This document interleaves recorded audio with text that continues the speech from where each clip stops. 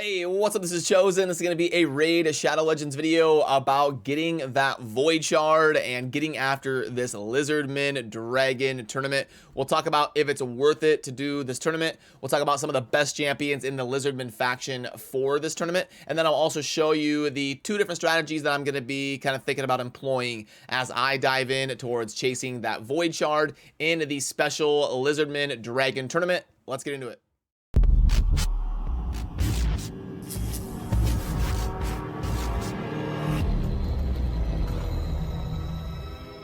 Alrighty, so first of all, I wouldn't prioritize the Dragon Tournament above the Oella Fusion if you are going after finishing her events, because we do have the Fire Knight Tournament coinciding with it and ending today, so I would prioritize that.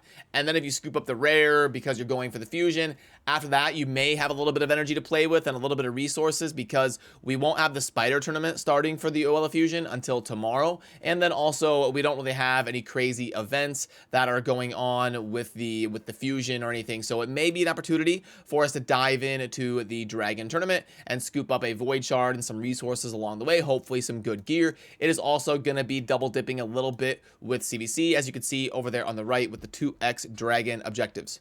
So then if we pull up the Lizardman faction, you know, honestly, they have some pretty good champions for a Dragon tournament. Draco is considered pretty S tier for the Dragon. You've got a good aura in Fushan, and he can also hit decently hard and break defense and all that type of stuff. Razen, really good for the waves, and can also defense break and weaken the Dragon. Pythion, really good support. Ramantu can just insanely lock down the waves. Shogger can crank out a ton of damage. Roxum could do a decent amount of damage on the waves. Nekmathar is an amazing support. And then you've got even some epics. Like, I think maybe the top two epics would be Venomage and Aox to watch out for. Venomage can place poisons and detonate them and stuff, and possibly even with like really good gear, solo it on level 20 or something.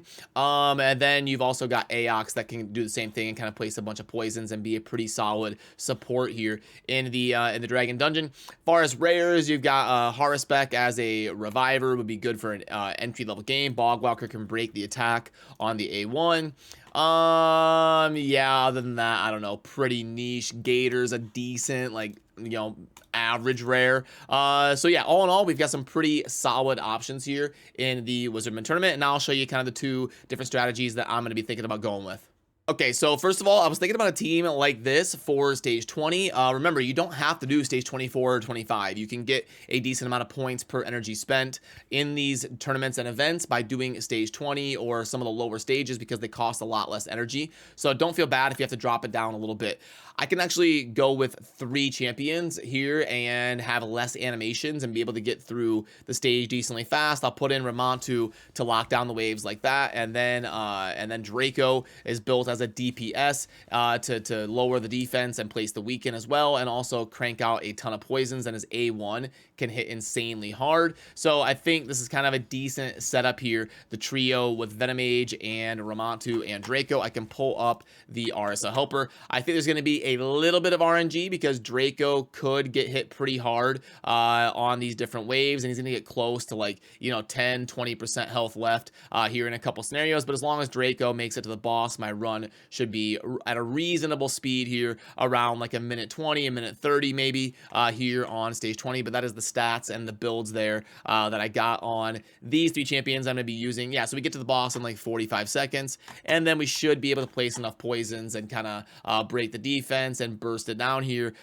within a reasonable time on stage 20. So if I were worried about speed, I'd probably just put something like this together. I don't have like a Shogger or something to really blast through the waves, so I don't think I'm going to be able to build like some, you know, 50-second god tier team or anything, but I'd be perfectly fine with this right here on stage 20. I'm also going to explore doing like stage 24 if I'm not really worried about how long it's going to take, like if I'm running it while I'm AFK or something. So here we go, and we'll blast it with Venomage and a minute 24 on stage 20 with just a 3-man team in Ramantu, Draco, and Venomage.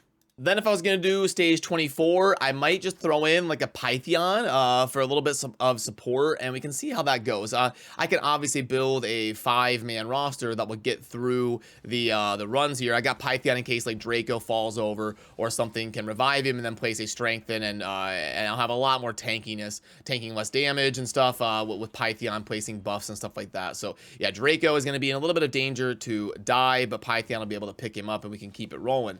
You know, like when I was kind of experimenting building 5-person teams with like Nekmathar and stuff, I was able to clear it in, you know, just over 2 minutes or something. I was going to see if maybe this would go a little bit faster, but I would probably lean towards doing like stage 24 if I was going to be walking away and not really worrying about how long the clear is going to take. I don't know if it would be faster. Yeah, I think, yeah, this is way too slow. This is too slow. The rough part is I can't, like, putting Ryzen or something in here on stage 24, he's going to be hitting weak, but if I do stage 25, then my champions like Draco are going to be hitting weak, so it's a little bit hard to find that perfect balance here in the Wizards based on what I have. It'd be nice to be able to just like throw a Shogger in there or something, but Plarium wanted to charge 110 voids, so it is what it is, and we got to kind of do our best with it. But I will fast forward and we'll see what this run ends up being, and then I might just throw together a 5-person team.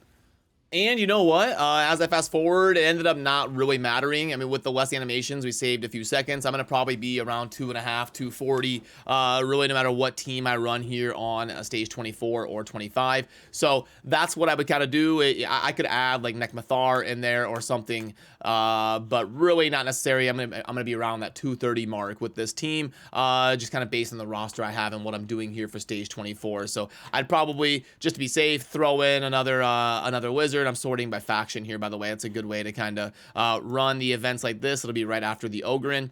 I could do, well, I mean, you know, I could put in, I could probably put in a Fushan, actually.